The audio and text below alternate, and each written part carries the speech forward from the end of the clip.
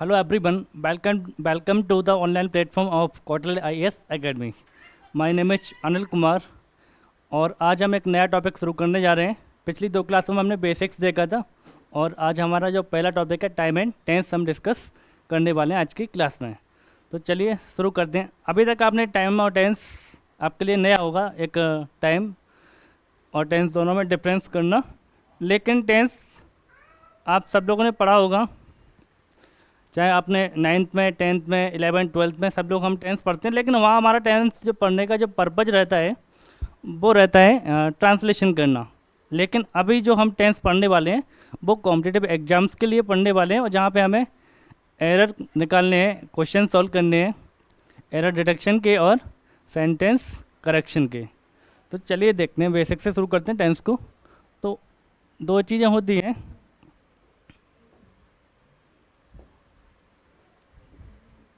एक होता है टाइम, एक मिनट,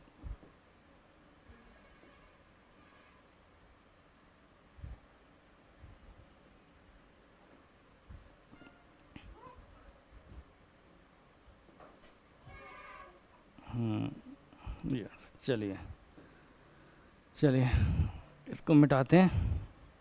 तो एक होता है हमारा टाइम,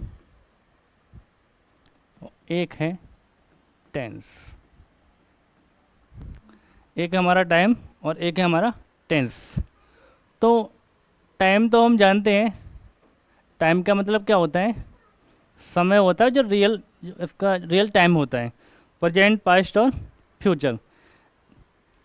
टाइम जो होता है वो नॉन ग्रामेटिकल टर्म है, टाइम कोई ग्रामेटिकल टर्म नहीं है, जबकि टेंस है वो एक क्या है, ग्रामेटिकल टर्म है। और टेंस का मतलब क्या होता है, टेंस का मतलब होता है the form of verb. Tense क्या होता है, वर्ब की फॉर्म होता है जो टाइम बताता है किसका, एक्शन और स्टेट का।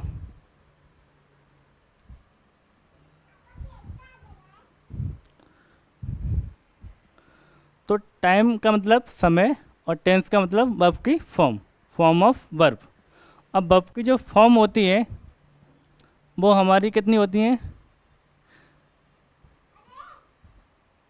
पहले हम बात करते हैं टेंस के बारे में, फिर वर्ब की फॉर्म पे चलते हैं। तो टेंस जो होता है हमारे तीन होते हैं।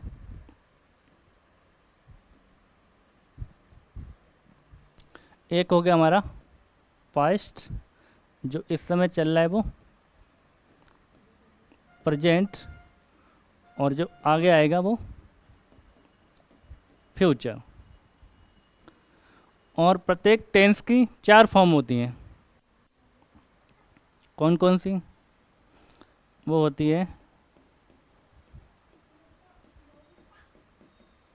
Indefinite form,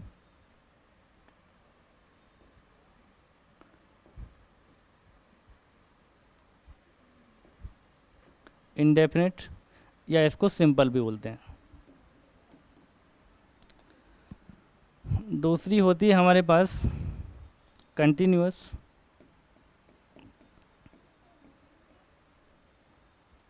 continuous.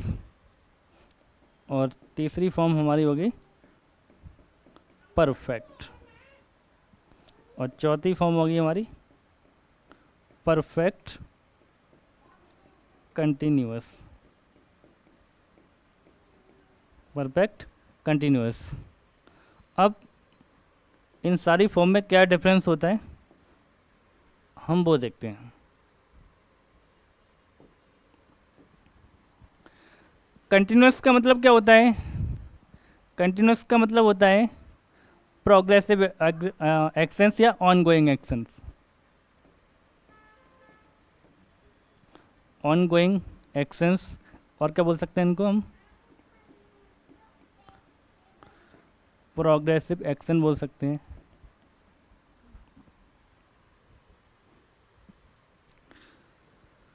मैं अपना अगला पेज ले लेते हैं, यहाँ पे लिखते हैं। तो पहली जो फॉर्म है वो हमारी इंडेफिनिट, अच्छे से समझ में आ जाएगा। और दूसरी है हमारी कंटिन्यूअस।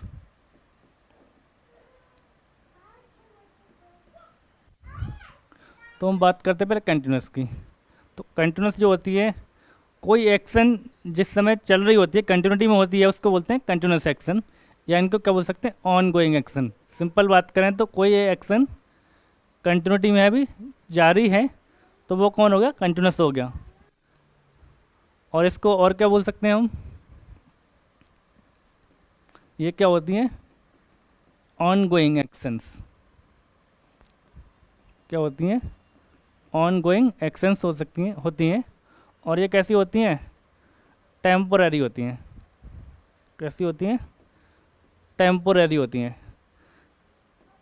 फिलहाल चल रही हैं, लेकिन कब तक चलेंगी नहीं पता होता। कैसी होती हैं, टेम्पोररी एक्शन होती हैं ये। इसके अलावा तीसरी होती है हमारी परफेक्ट। परफेक्ट का मतलब होता है कोई काम क्या हुआ, कुछ देर चला और क्या होगा, कंप्लीट हो गया।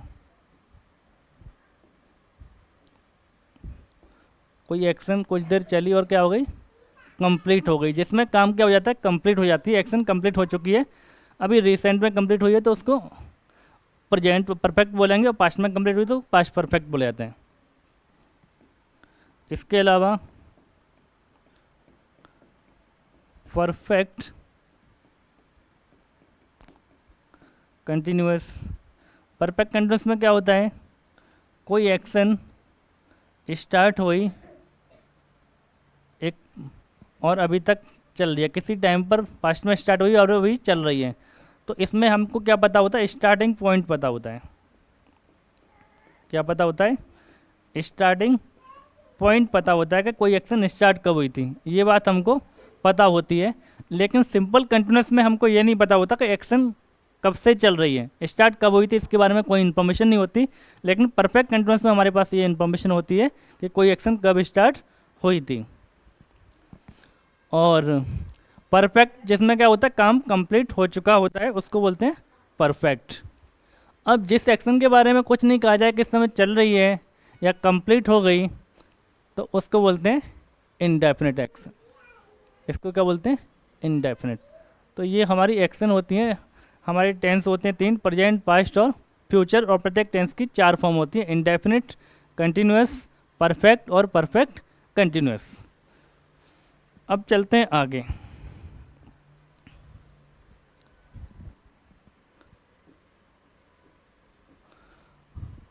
तो पहला टेंस हम देखते हैं,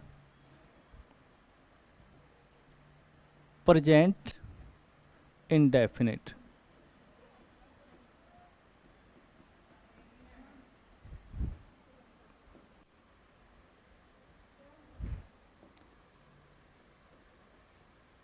प्रेजेंट इंडेफिनिट या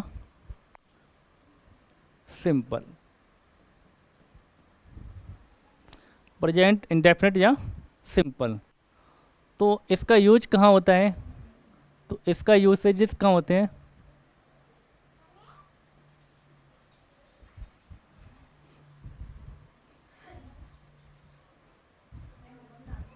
तो हम अपना रूटीन बताने के लिए, क्या बताने के लिए, रूटीन एक्शन के लिए। इसके अलावा हैबिचुअल एक्शन एक्सप्रेस करने के लिए। इसके अलावा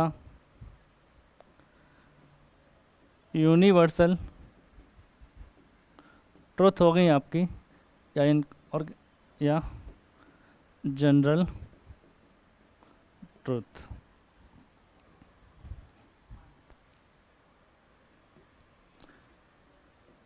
इसके अलावा इसका यूज होता है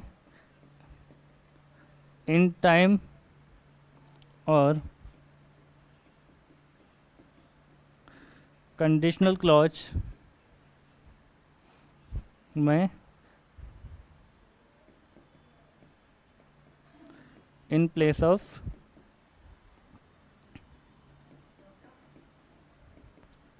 फ्यूचर सिंपल।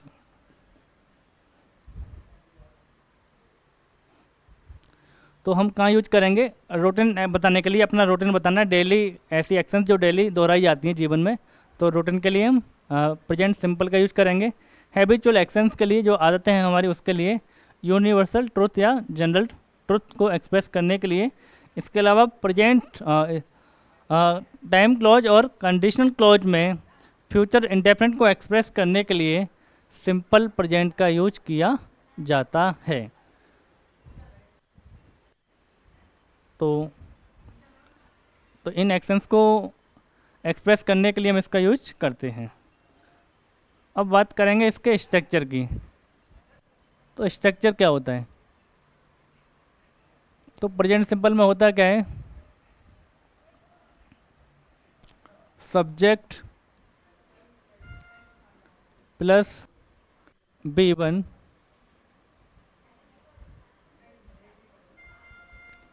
Plus object. कब लगाएंगे, नॉर्मली। लेकिन सब्जेक्ट अगर हमारा कैसा है, सिंगुलर है, तो हम वर्ब की फर्स्ट फॉर्म में SES या फिर IES ऐड कर लेते हैं, उसके बाद ऑब्जेक्ट है तो ऑब्जेक्ट आ जाएगा। ये कब, ऐसा हम कब करेंगे, जब हम किसकी बात कर रहे हैं, अफर्मेटिव सेंटेंस की बात कर रहे हैं।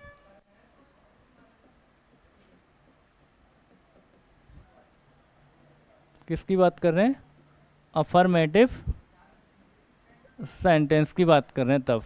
तो अफर्मेटिव सेंटेंस के लिए सब्जेक्ट अगर प्लूरल है हमारा, तो वर्ब की फर्स्ट फॉर्म प्लस ऑब्जेक्ट। अगर सब्जेक्ट हमारा सिंगुलर है तो वर्ब की फर्स्ट फॉर्म के साथ S या ES या IES लगाना पड़ता है। लेकिन ऐसा होता क्यों है, क्योंकि हमें सिंगल सब्जेक्ट में S या ES या फिर IES ऐड करना पड़ जाता, तो ऐसा क्यों होता, तो उसका एक रीज़न है। उसका रीज़न ये है कि वर्ब की जो फर्स्ट फॉर्म होती है, तो वो हमेशा कैसी होती है, वो हमेशा प्लूरल होती है। तो अगर उसको सिंगुलर बनाना है वर्ब की फर्स्ट फॉर्म को, तो उसमें हमें SES या फिर IES ऐड करना पड़ता है। और इसके बाद क्या होता है, जो वर्ब होती है हमारी कैसी बन जाती है, प्लूरल से सिंगुलर हो जाती है। प्लूरल से क्या हो जाती है, सिंगुलर हो जाती है। तो इसलिए जब सब्जेक्ट हमारा सिंगुलर होता है तो हम वर्ब की फर्स्ट फॉर्म में SES या फिर IES ऐड कर लेते हैं, ताकि वर्ब कैसी बन जाए, सिंगुलर बन जाए। क्योंकि हम जानते हैं अगर सब्जेक्ट सिंगुलर होगा तो वर्ब कैसी आएगी, सिंगुलर आएगी। अगर सब्जेक्ट प्लूरल होगा तो वर्ब भी कैसी आएगी, प्लूरल ही आएगी। इसमें एक चीज़ और इम्पोर्टेंट है, वो है आई जो होता है, वो आई होता तो सिंगुलर है, लेकिन प्रेजेंट में आई के साथ वर्ब आती है, वो प्लूरल की आती है। तो आई के साथ क्या आएगी, वर्ब की फर्स्ट फॉर्म आएगी, ना कि वर्ब की फर्स्ट फॉर्म में SES नहीं लगाया जाएगा। तो ये था हमारा अफर्मेटिव का स्ट्रक्चर। सब्जेक्ट अगर सिंगुलर है तो वर्ब की फर्स्ट फॉर्म में SES लगाओगे, सब्जेक्ट सिंगुलर नहीं है तो वर्ब की फर्स्ट फॉर्म का यूज किया जाएगा। आई के साथ हमेशा वर्ब की फर्स्ट फॉर्म आएगी, उसमें SES ऐड नहीं किया जाएगा। और ऐसा क्यों होता है, ऐसा इसलिए होता है कि वर्ब की जो फर्स्ट फॉर्म होती है, वर्ब की जो बेस फॉर्म होती है, वो सिंगुलर होती है, वो सॉरी कैसी होती है, प्लूरल होती है। और उसको सिंगुलर बनाने के लिए हमें उसमें SES या IES ऐड करना पड़ता है। कुछ एग्जाम्पल देखते हैं। She go to school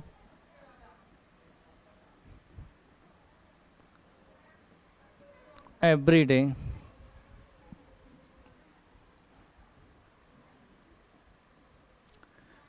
I go to his I go to my office same sentence लेते हैं, एवरी डे। तो I go to my office every day. दे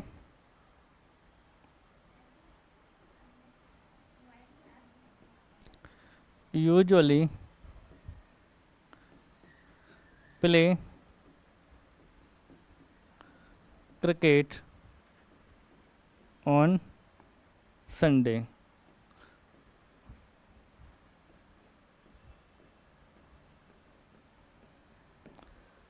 तीन सेंटेंस हमारे सामने हैं, तो हम देखते हैं। पहले में गो लगाए, दूसरे वाले में गो लगाए, और तीसरी में वर्ब क्या है, प्ले है। तीनों सेंटेंस अफर्मेटिव है। अब पहले में सब्जेक्ट कौन है, शी है। फर्स्ट में तो सब्जेक्ट कैसा है हमारा, सिंगुलर है। दूसरे में सब्जेक्ट सिंगुलर है बट कौन है, आई है। और तीसरे में सब्जेक्ट कैसा है, प्लूरल है। कैसा है, प्लूरल है। तो क्या होगा, she go to school everyday, सही होगा या गलत होगा? तो ये क्या हो जाएगा हमारा, गलत हो जाएगा, क्योंकि सब्जेक्ट हमारा कैसा है, सिंगुलर है, और वर्ब कैसी है अभी, प्लूरल है। तो वर्ब में क्या लगाना पड़ेगा, यहाँ पे ईएस लगाना पड़ेगा। तो कब सही होगा, ईएस लगाना पड़ेगा। She goes to school everyday. लेकिन दूसरे वाले सेंटेंस में I go to my office everyday, मैं रोजाना अपने ऑफिस जाता हूँ, तो आई के साथ वर्ब कैसी आती है, फर्स्ट फॉर्म ही आनी है, उसमें ऐसे एस नहीं लगेगा। तो ये क्या हो जाएगा, करेक्ट हो जाएगा, I go to my office everyday. लेकिन तीसरा वाला सेंटेंस है they usually play cricket on Sunday, वो अक्सर संडे को क्रिकेट खेलते हैं। तो सब्जेक्ट कैसा है, प्लूरल है, तो वर्ब की फर्स्ट फॉर्म ही आएगी बिना एस या ईएस के। तो ये सेंटेंस भी कैसा है, करेक्ट है, इसमें कोई गलती नहीं है।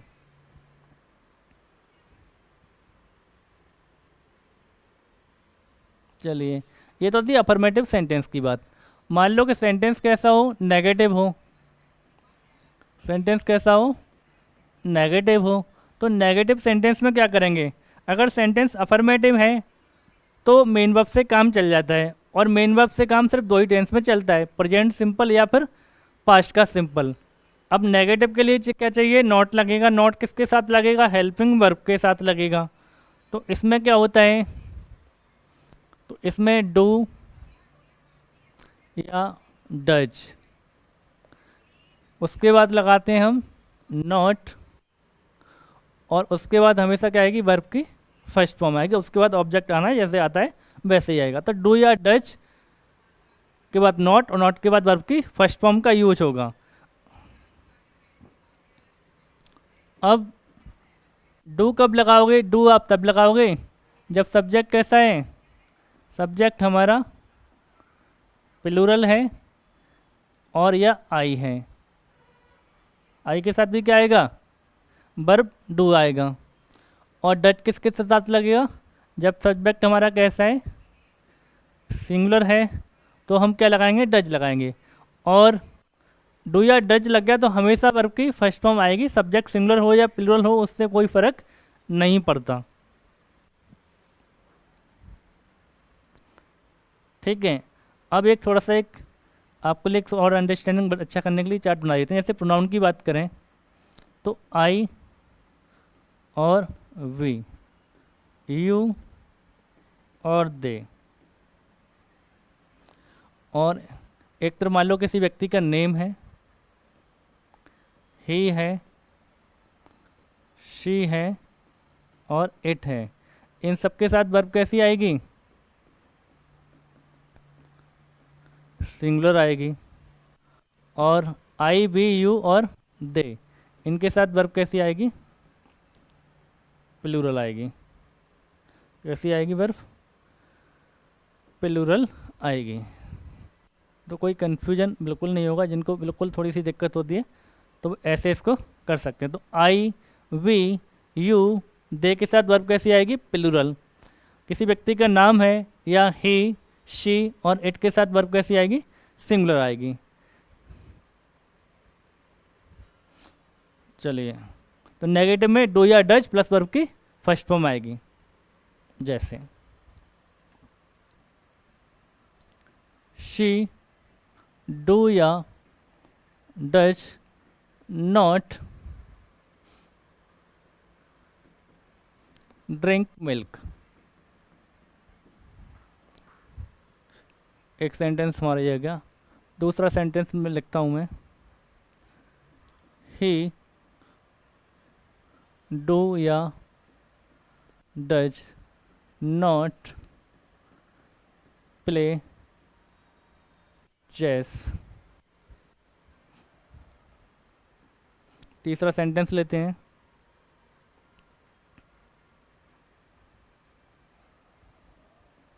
आई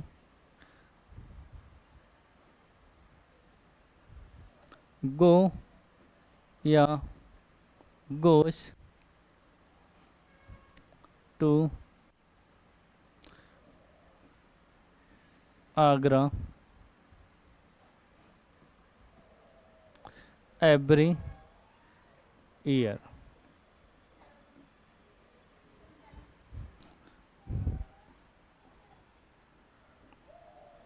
we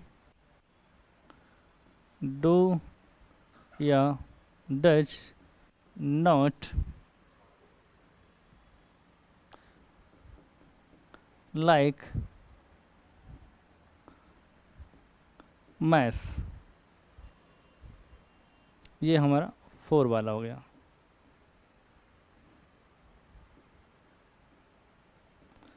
they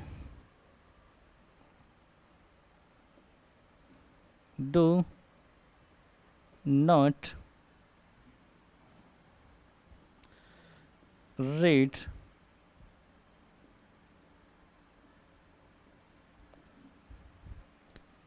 news papers.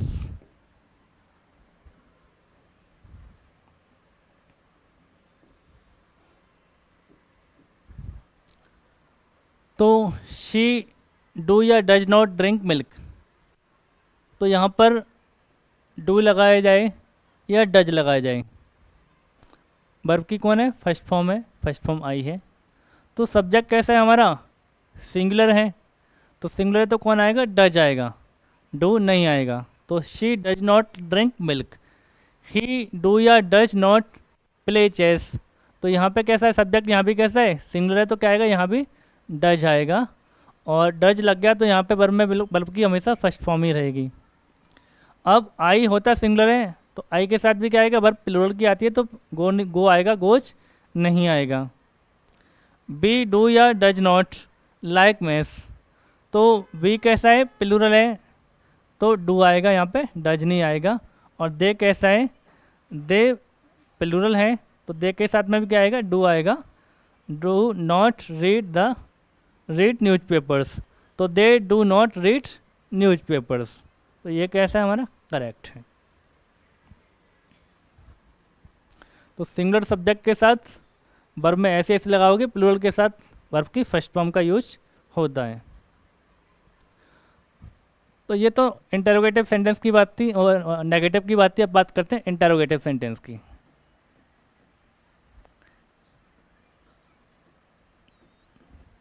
Interrogative sentence, अब इंटरोगेटिव सेंटेंस पहले बात करेंगे, इंटरोगेटिव सेंटेंस बनते कैसे हैं। बात सिर्फ हम प्रेजेंट सिंपल की नहीं कर रहे हैं, सारे इंटरोगेटिव सेंटेंस बनाए कैसे जाते हैं। तो इंटरोगेटिव सेंटेंस का यूज क्या रहता है, तो वो क्वेश्चंस पूछने के लिए यूज होते हैं। और क्वेश्चन पूछने के लिए हमारे पास 2 स्ट्रक्चर होते हैं। स्ट्रक्चर ए बात करेंगे तो किससे शुरुआत होती है, हेल्पिंग वर्ब प्लस सब्जेक्ट, उसके बाद आती है मेन वर्ब और उसके बाद ऑब्जेक्ट आएगा और उसके बाद अदर वर्ड्स होंगे।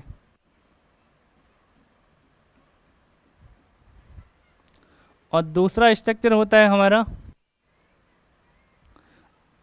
बी वाला। चलो दूसरे की बात करें, पहले इसकी बात करते हैं। तो ये स्ट्रक्चर कब यूज करेंगे, ये स्ट्रक्चर यूज जब करेंगे जब किसी से हमें कोई चीज़ कंफर्म करना चाहते हैं।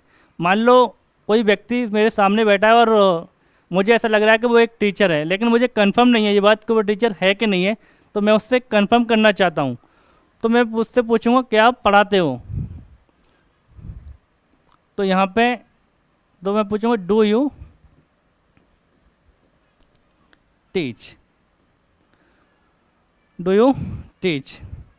तो डू कौन हुआ यहाँ पे, तो डू हो गया हमारा हेल्पिंग वर्ब, यू कौन हो गया सब्जेक्ट, ये कौन हो गया, मेन वर्ब।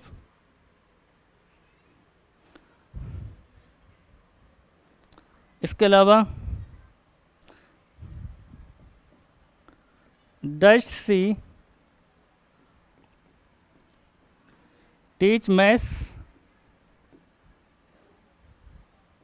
क्या वो मैथ्स पढ़ाती है, तो मैं कंफर्म करना चाह रहा हूँ क्या वो मैथ्स पढ़ाती है या नहीं है। तो यहाँ भी क्या हो गया, डज कौन हो गया, हेल्पिंग वर्ब। सब्जेक्ट कौन हो गया, शी। डज क्यों आया, क्योंकि सब्जेक्ट कैसा है, सिंगुलर है। उसके बाद कौन आ गया, मेन वर्ब। और ये क्या है, मेन वर्ब के बाद ऑब्जेक्ट हो गया, मैथ्स पढ़ाती है कि नहीं। तो इस वाले स्ट्रक्चर का यूज जब करेंगे जब हम कंफर्म करना चाहते हैं कोई व्यक्ति कोई एक्शन करता है या नहीं करता है। इसके अलावा ये दूसरा स्ट्रक्चर होता है इंटरोगेटिव का, बी वाला। उसमें क्या होता है, उसमें आता है आपका क्वेश्चन वर्ड। क्वेश्चन वर्ड, उसके बाद आपकी आएगी हेल्पिंग वर्ब, फिर आप सब्जेक्ट को रखोगे, उसके बाद मेन वर्ब को, और उसके बाद उसका ऑब्जेक्ट आएगा, प्लस अदर वर्ड हैं तो बाद में रखे जाएंगे। और पीछे क्या लगेगा, इसमें भी क्वेश्चन मार्क लगेगा।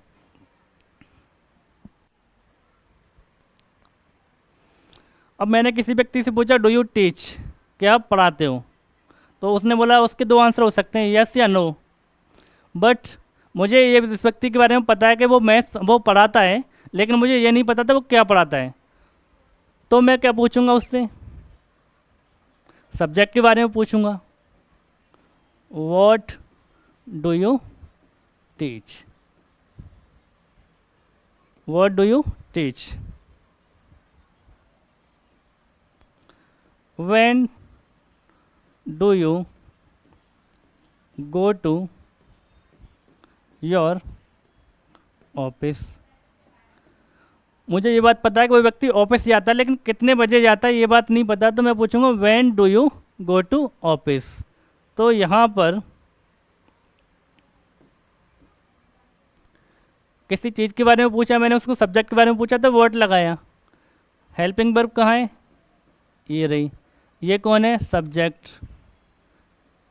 ये कौन है, हमारा मेन वर्ब है। अब पूछ किसके बारे में रहे, ऑब्जेक्ट के बारे में। तो यहाँ पे व्हाट क्वेश्चन वर्ड भी है और साथ ही साथ क्या है, ऑब्जेक्ट भी है, जिस चीज़ के बारे में पूछा जा रहा है। क्या पढ़ाता है, तो पढ़ाता क्या, वो सब्जेक्ट का नाम आएगा। यहाँ पे आंसर में क्या आएगा, उसका नाम आएगा। यहाँ पे कौन हो गया, ये हेल्पिंग वर्ब हो गई, ये हमारा सब्जेक्ट हो गया, ये मेन वर्ब हो गई, ये बीच में प्रेपोजिशन आ गई, और ये प्रेपोजिशन का ऑब्जेक्ट हो गया। लेकिन यहाँ पे हम क्या पूछ रहे हैं, टाइम पूछ रहे हैं कि आप कब जाते हो। तो when do you go to your office. तो इस टाइप से दो टाइप का स्ट्रक्चर होते हैं क्वेश्चन पूछने के लिए, एक हेल्पिंग वर्ब से और दूसरा मेन वर्ब से। तो यहाँ पर हम बात कर रहे हैं प्रेजेंट सिंपल की, तो ए टाइप में क्या बनेगा, हमारा डू या डज को हम आगे रखेंगे, उसके बाद हमारा सब्जेक्ट आएगा, उसके बाद हमारी मेन वर्ब प्लस ऑब्जेक्ट रखेंगे। और दूसरा वाला स्ट्रक्चर में पहले क्या रखोगे आप, क्वेश्चन वर्ड को रखोगे, तो आपका क्वेश्चन वर्ड शॉर्ट में लिख दिया है। उसके बाद डू या डज, फिर वही subject, main verb plus object. तो ये हमारे इंडेफिनिट के लिए स्ट्रक्चर हो गया, प्रेजेंट सिंपल के लिए।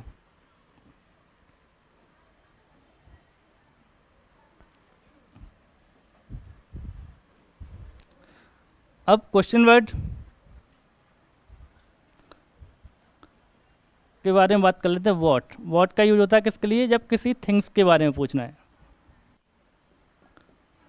हु, पर्सन्स के बारे में पूछना है, और हु एक होता है whom और एक होता है whose। whom जो होता है वो सब्जेक्टिव केस होता है। जब आपको सब्जेक्ट के बारे में पूछना है तो who लगाओगे, ऑब्जेक्ट के बारे में पूछना है तो whom लगाओगे, और पजेसिव केस की बात हो रही है, पजेशन की बात हो रही है तो whom लगाया जाएगा। और तीनों किसके लिए आएंगे जी, पर्सन्स के लिए आते हैं। यानी लिविंग के लिए आते हैं, सिंपल बात करें तो।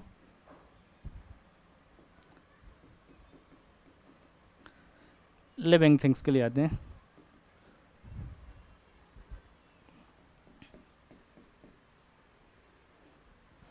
चलिए,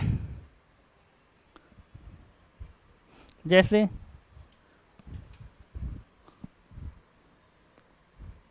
व्हाट डू यू डू, आप क्या करते हो, तो किसी चीज़ के बारे में पूछ रहे हैं आप क्या करते हो, तो व्हाट डू यू डू। कौन आपको मैथ्स पढ़ाता है, किसी व्यक्ति के बारे में पूछ रहे हैं, वो भी सब्जेक्ट के बारे में। लेकिन हु जब सब्जेक्ट होता है तो इसके लिए हेल्पिंग वर्ब नहीं आती। जैसे अफर्मेटिव सेंटेंस बनते हैं ऐसे ही इसके साथ सेंटेंस बन जाते हैं। तो क्या बनेगा, who teaches you maths, who teaches you maths, कौन आपको मैथ्स पढ़ाता है। और दूसरा सेंटेंस, आप किसको मैथ्स पढ़ाते हो, तो whom do you teach maths. दोनों सेंटेंस में बहुत बड़ा अंतर है, क्या डिफरेंस है। और तीसरा पजेसिव केस, जब पजेशन की बात हो तो whose books do you read.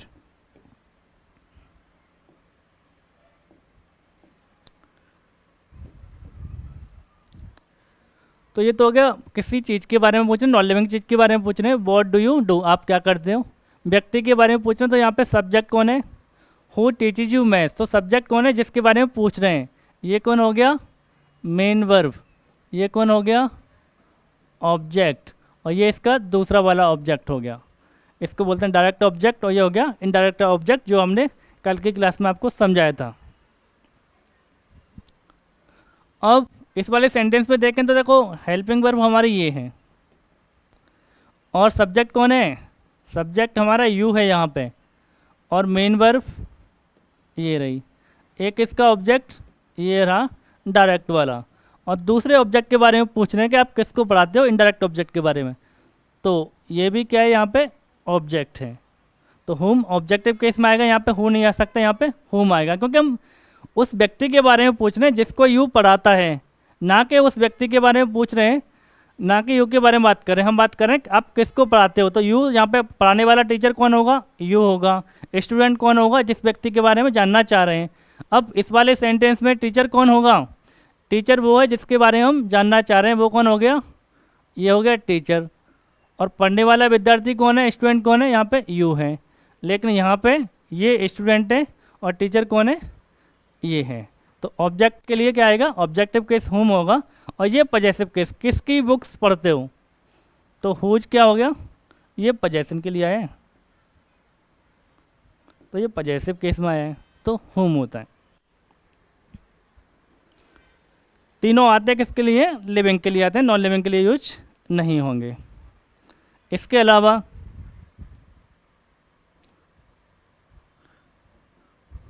How हो गया हमारा, किसके लिए आता है, मैनर के, कोई काम कैसे होता है। व्हेन किसके लिए आ जाएगा, टाइम के बारे में पूछना है तो व्हेन लगा लोगे आप। प्लेस के बारे में पूछना है तो क्या लगा लोगे, वेयर लगा लोगे, जब आपको प्लेस के बारे में पूछना है। विच का यूज होगा कब होगा, जब बात सिलेक्शन की हो, बहुत सारे ऑप्शंस आपके पास अवेलेबल हैं, उसमें से एक को सिलेक्ट करना है तो आप विच लगा लोगे। जैसे how does C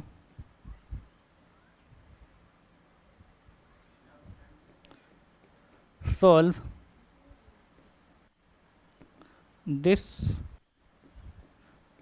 type of questions, तो how does she solve this types of question, तो इस टाइप के क्वेश्चन को वो कैसे सॉल्व करती है, तो तरीका पूछ रहा है, तो तरीका कौन होगा वहाँ पे, हाउ आ गया, क्योंकि क्वेश्चन सॉल्व कैसे किए जाते हैं। तो हाउ किसके बारे में पूछ रहे हैं, मैनर के बारे में पूछ रहे हैं कि काम वो करती कैसे, तो how does she solve this types of question, this type of questions. वे वैन कब लगाएंगे, आप कोचिंग कब जाते हो, किसी व्यक्ति से पूछ रहे हैं या वो कोचिंग कब जाती है, तो when does she go to coaching. तो हम क्या किस बारे में पूछ रहे हैं, टाइम के बारे में पूछ रहे हैं कि आप किस समय जाते हो, तो when does she go to coaching. तो टाइम के बारे में पूछ रहे हैं तो क्या आ गया, व्हेन आ गया। अब प्लेस के बारे में बात करेंगे तो कौन आएगा, वेयर आएगा। जब हम किसके बारे में बात करनी है, प्लेस के बारे में बात करनी है, तो पूछना है किसी से आप कहाँ रहते हो, तो where do you live.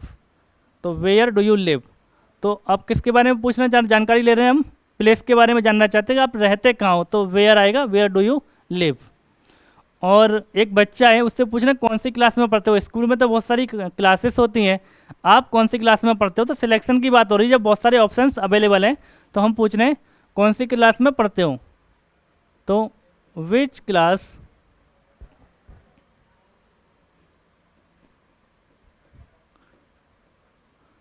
Do you study in. तो which class do you study in, और विच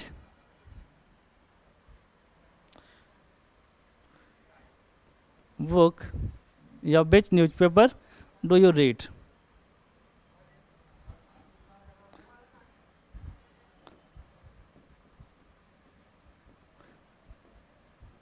विच न्यूज़पेपर डू यू रीड। अब न्यूज़पेपर बहुत सारे हैं, आप कौन सा पढ़ते हो, तो उससे ऑप्शंस की बात हो रही है तो हम विच का यूज कर लेंगे। तो ये हमारे क्वेश्चन वर्ड्स होते हैं और इनसे हम किसके जो सेंटेंस क्वेश्चंस पूछने के लिए यूज होते हैं। क्वेश्चन हमें पूछने हैं तो हम क्वेश्चन वर्ड्स का यूज करेंगे, और जब डाउट का क्लियर करना है तो हेल्पिंग वर्ब का यूज करेंगे। तो दो टाइप से हमारे क्वेश्चंस बनते हैं। चलिए, तो ये तो हमारा प्रेजेंट सिंपल। अफर्मेटिव कैसे बनाए जाते हैं, नेगेटिव कैसे बनते हैं और इंटरोगेटिव कैसे बनते हैं। तो अफर्मेटिव सेंटेंस में वर्ब की फर्स्ट फॉर्म आती है प्लूरल सब्जेक्ट के साथ, और सिंगुलर सब्जेक्ट के साथ वर्ब की फर्स्ट फॉर्म में हम एस या एस लगा लेते हैं। बाकी इंटरोगेटिव और नेगेटिव में डू और डच के साथ वर्ब की फर्स्ट फॉर्म का यूज किया जाता है। तो जैसा कि हमने बताया आपको कि यूनिवर्सल ट्रुथ के लिए यूज किया जाता है, तो अब एक सेंटेंस बताइए, the sun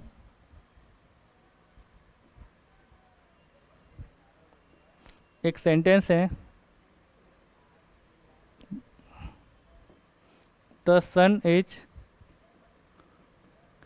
rising in the east.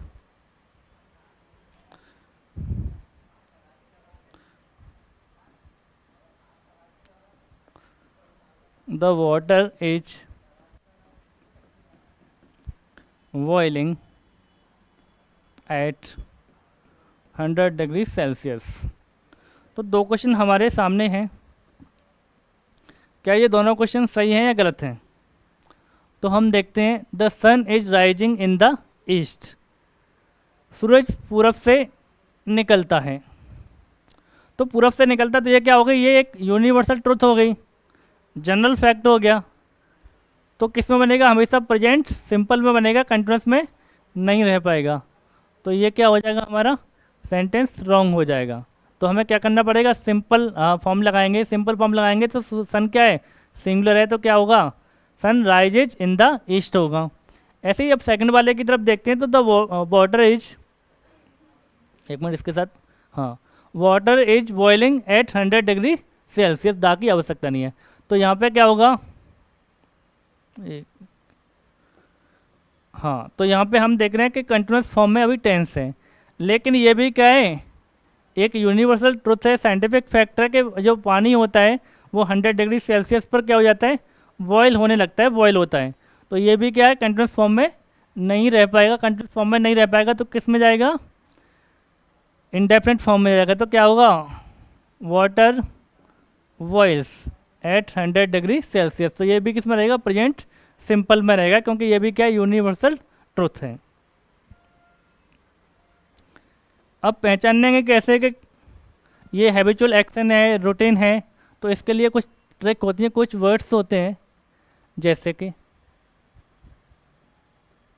Always,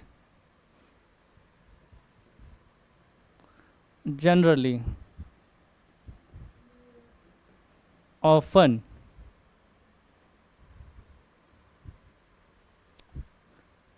seldom,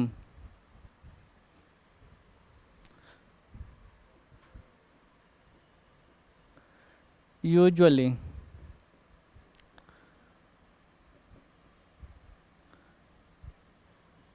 occasionally,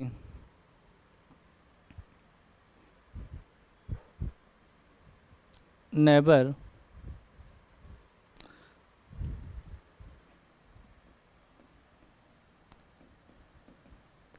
sometimes, every day,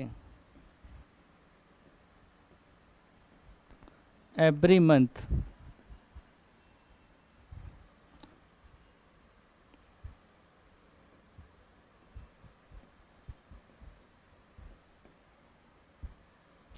every month। तो ये क्या है? तो ये हमारे कुछ इंडिकेटर हैं जो किसको शो करते हैं, ये बताते हैं कि जो एक्शन कौन सी होंगी। ये हमारा क्या है? रूटीन है।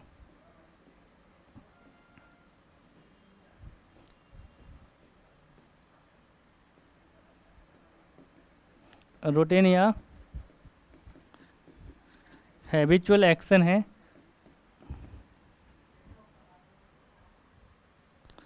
तो ये जो वर्ड्स अगर किसी सेंटेंस में आते हैं तो इनसे हमें क्या मालूम पड़ेगा कि जो एक्शन है वो क्या है, रूटीन है या फिर हैबिचुअल एक्शन है। तो इसके साथ कौन सी फॉर्म में लगेगी? सिंपल फॉर्म लगाई जाएगी, इंडेफिनिट फॉर्म का यूज होगा। जैसे कुछ बना के सेंटेंस देखते हैं।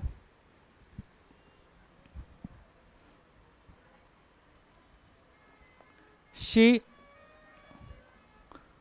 ऑलवेज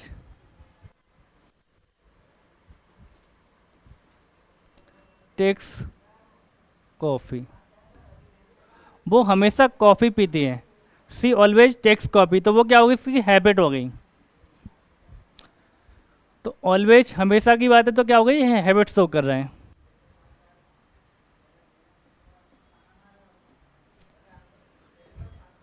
एक कहावत होती है, बार्किंग डॉग्स सेल्डम बाइट, भौंकने वाले कुत्ते शायद ही काटते हैं। तो इसमें भी वर्ब कौन सी आएगी? इंडेफिनिट फॉर्म आ जाएगी। क्यों आएगी? अरे क्या हो गया, कट ही गया।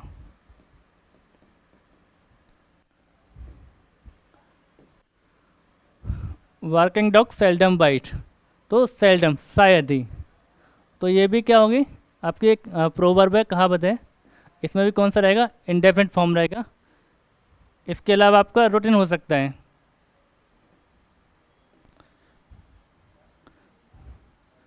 शी जनरली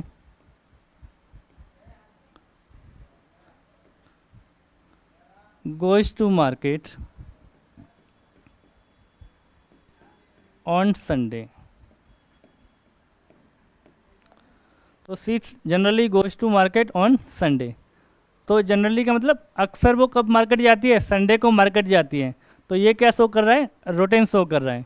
तो रूटीन शो कर रहा है तो ये टेंस भी कौन सा होगा? प्रेजेंट सिंपल लगेगा। तो प्रेजेंट सिंपल में वर्ब की फर्स्ट फॉर्म से बनेगा। तो ये था हमारा प्रेजेंट इंडेफिनिट, जिसका यूज हम करते हैं रूटीन बताने के लिए, हैबिचुअल एक्शन बताने के लिए। यूनिवर्सल ट्रुथ होगी, साइंटिफिक फैक्ट हो गए, जनरल फैक्ट हो गए, जनरल ट्रुथ हो गई। तो इन सब के लिए एक्सप्रेस करने के लिए प्रेजेंट सिंपल का यूज यहाँ पर करेंगे।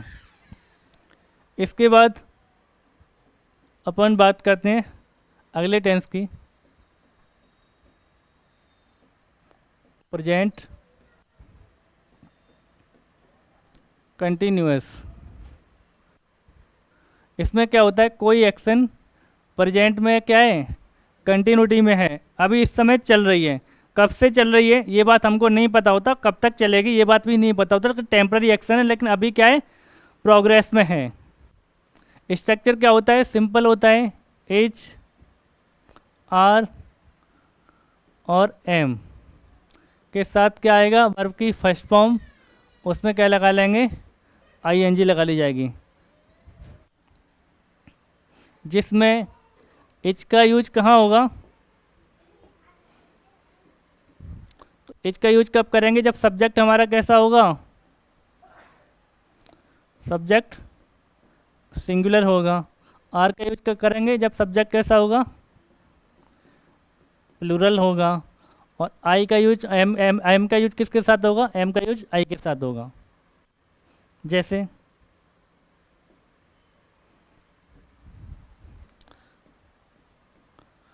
दे आर प्लेइंग क्रिकेट, वो क्रिकेट खेल रहे हैं। तो खेलने का जो काम है अभी क्या है, जारी है, कब से चल रहा है ये नहीं पता हो, और कब ख़त्म होगा ये बात भी हमें यहाँ पे पता नहीं होती, लेकिन अभी एक्शन जो किस में है, कंटिन्यूटी में है, प्रोग्रेस में है।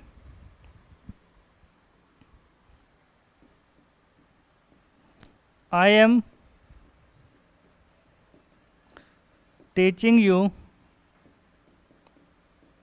इंग्लिश, मैं इंग्लिश पढ़ा रहा हूँ, लेकिन इस समय मैं इंग्लिश पढ़ा रहा हूँ, काम क्या है, एक्शन किस में, कंटिन्यूटी में है, कब से पढ़ा रहा हूँ ये नहीं पता, और कब तक पढ़ाऊँगा ये भी कंफर्म नहीं है, लेकिन अभी क्या है, एक्शन फिलहाल चल रही है, तो किस में, कंटिन्यूटी में है।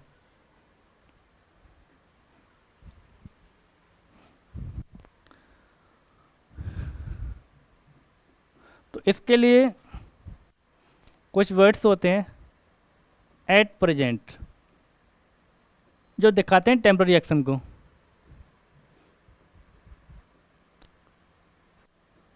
प्रेजेंटली,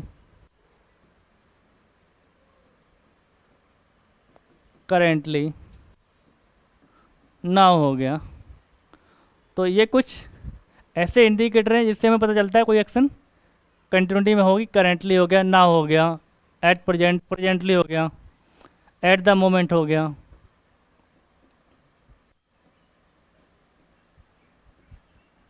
एट द मोमेंट, ये टेम्पररी एक्शन को दिखाते हैं।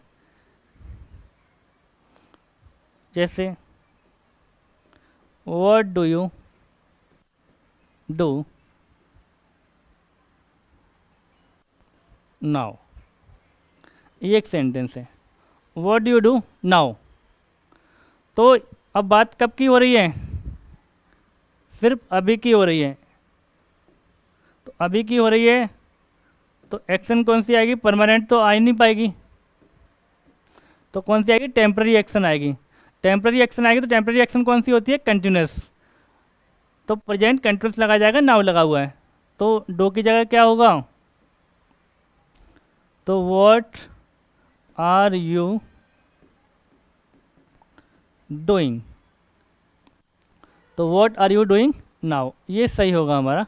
तो कंटिन्यूस फॉर्म में रखना पड़ेगा, क्यों रखना पड़ेगा, क्योंकि सिर्फ अभी की बात हो रही है, टेम्पररी एक्शन की बात हो रही है, टेम्पररी की एक्शन की बात हो रही है, तो हमें प्रेजेंट कंटिन्यूस टेंस का यूज करना पड़ेगा।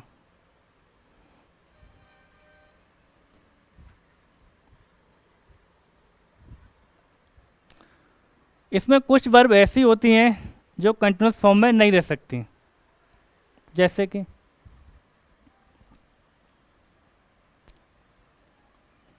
हेट हो गया,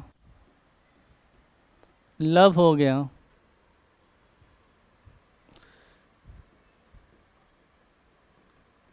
डिजायर हो गई, विश हो गई,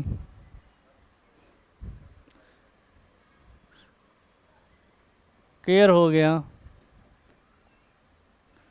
फियर हो गया, इसके अलावा नो, नोटिस,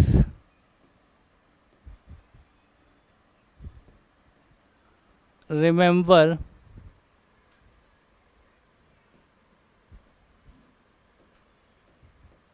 रिकॉग्नाइज,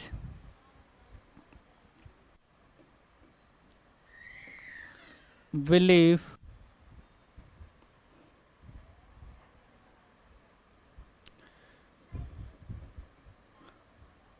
forget,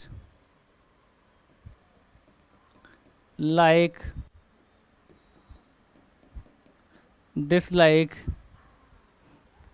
इसके अलावा कुछ पोजेशन शो होने वाले करने वाली वर्ब, हैव पे अलग से बात करेंगे। Belong, own, possess,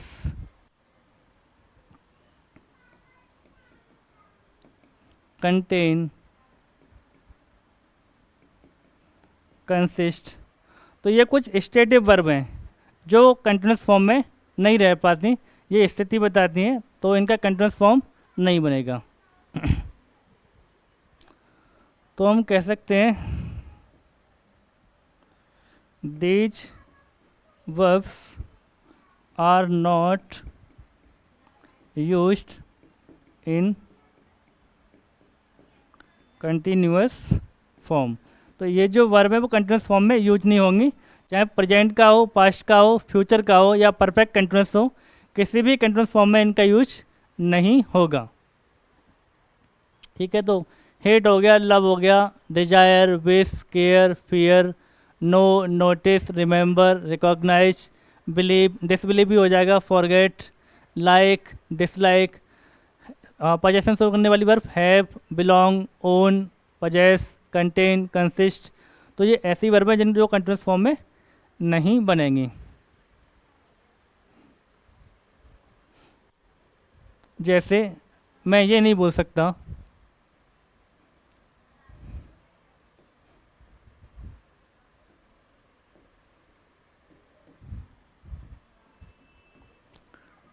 I am not liking maths. I am not liking maths, मैं मैथ्स को पसंद नहीं कर रहा हूँ, बिकॉज ये स्टेट बताने वाली वर्ब है।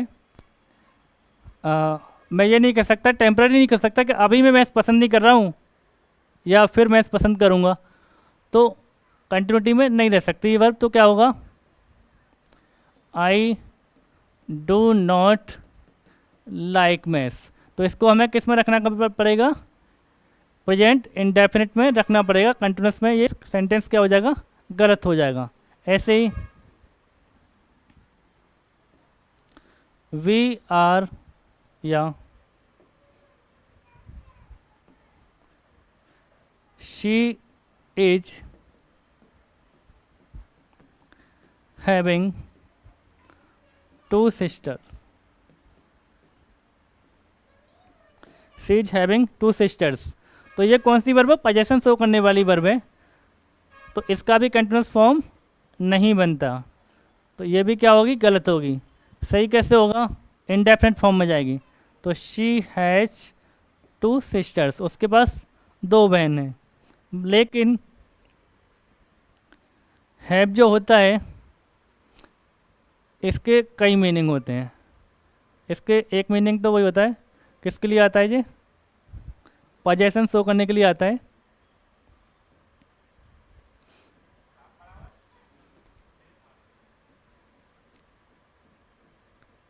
पोजेशन के लिए आएगा तो इसका कंटिन्यूस फॉर्म नहीं बनेगी, नो कंटिन्यूस फॉर्म। लेकिन हैव का दूसरा मीनिंग होता है ईट और ड्रिंक, यहाँ कंटिन्यूस फॉर्म बन जाएगी। ऐसा बोल सकता हूँ, I am having coffee with my friend. मान लो किसी व्यक्ति ने आपसे फ़ोन पर बोला I am having coffee with my friend, तो ये सही होगा या गलत होगा। तो यहाँ पर हैव का मतलब क्या है, ये सब्जेक्ट होगा आपका हेल्पिंग वर्ब। यहाँ पे जो हैव है मेन वर्ब आईएनजी फॉर्म में आई है। हैव का ऑब्जेक्ट क्या है, हैव का ऑब्जेक्ट कॉफ़ी है, तो हैव का ऑब्जेक्ट, हैव का मीनिंग यहाँ पे क्या है, खाना पीने के सेंस में आ रहा है, पीने के सेंस में आ रहा है, तो ये क्या हो जाएगा, ये हमारा सही होगा। तो ये सेंटेंस क्या हो जाएगा, ये सेंटेंस हमारा करेक्ट होगा, इसमें कोई एरर नहीं है। हैव का कंटीन्यूअस फॉर्म कब नहीं बनेगा, जब वो पोजेशन शो करता है।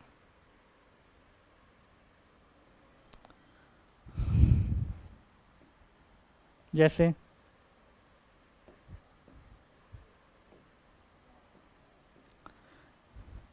She is owning 2 house in Delhi, उसके पास 2 घर हैं दिल्ली में, तो ये क्या हो जाएगा, गलत हो जाएगा। पोजेशन शो करने वाली वर्ब है, तो क्या होगा, इसकी जगह इंडेफिनिट का यूज होगा।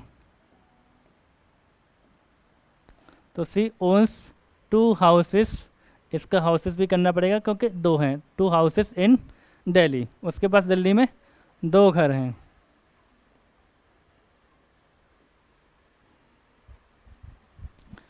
इसके बाद बात करेंगे किसकी, प्रेजेंट परफेक्ट की।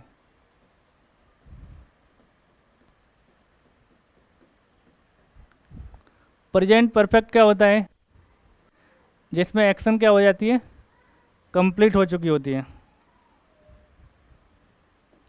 कोई एक्शन चली और क्या हो गई, कंप्लीट हो गई। तो कोई एक्शन अभी हाल ही के टाइम में कंप्लीट हुई हो, उसको बोलते हैं प्रेजेंट परफेक्ट। इसका स्ट्रक्चर होता है हैज या हैव के साथ वर्ब की थर्ड फॉर्म का यूज किया जाता है। जैसे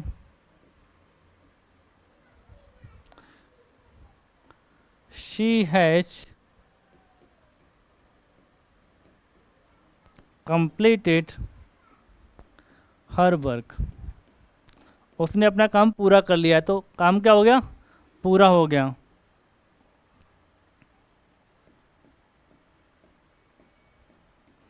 आई हैव टेकन ब्रेकफास्ट, तो ब्रेकफास्ट का काम क्या हो गया, पूरा हो गया। अब इसमें गलती क्या है, तो देखते हैं। पहला सेंटेंस, ये आपका सब्जेक्ट हो गया, ये हेल्पिंग वर्ब, ये आई मेन वर्ब, और कौन सी फॉर्म में आएगी, वर्ब की थर्ड फॉर्म में। कंप्लीट क्या हुआ है, होमवर्क होगा, तो काम क्या हो गया, पूरा हो गया, तो काम कंप्लीशन हो गया, कंप्लीट हो गया, तो परफेक्ट लगेगा, करेक्ट है। लेकिन दूसरा sentence, I have take breakfast, ये सब्जेक्ट, ये हेल्पिंग वर्ब, और ये क्या है, मेन वर्ब, और ये क्या है, इसका ऑब्जेक्ट है। लेकिन इसमें गलती क्या है, हैजैब के बाद वर्ब कौन सी फॉर्म आती है, थर्ड फॉर्म आती है, लेकिन यहाँ पे अभी फर्स्ट फॉर्म है, तो ये क्या है, गलत है। सही कैसे होगा, तो सही करने के लिए टेक की जगह क्या करना पड़ेगा, टेकन हमें करना पड़ेगा, तब सेंटेंस हमारा क्या होगा, सही होगा। तो हैज कहाँ लगाओगे, सिंगुलर सब्जेक्ट के साथ लगाओगे, और हैव कहाँ लगाओगे, प्लूरल सब्जेक्ट के साथ में, और आई के साथ में भी क्या आएगा, है भी आएगा, क्योंकि प्रेजेंट में आई होता सिंगुलर है, बट वर्ब कैसी आती है, उसके साथ प्लूरल ही आती है।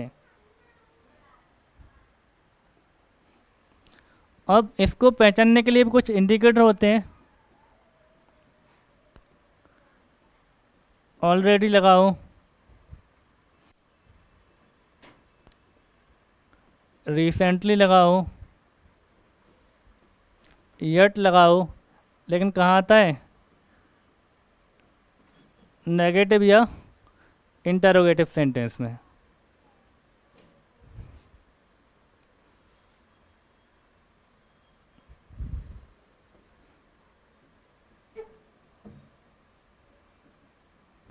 इसके अलावा सो फार का यूज हो जाएगा। सो फार और दोनों का मीनिंग एक ही होता है, अभी तक, और इसका मीनिंग भी होता है अभी तक। कुछ एग्जांपल और देख लेते हैं इनके। और इसी टेंस पे अपन आज क्लास का यहाँ पे ख़त्म करेंगे। तो मैं बोल रहा हूँ आई हैव नॉट completed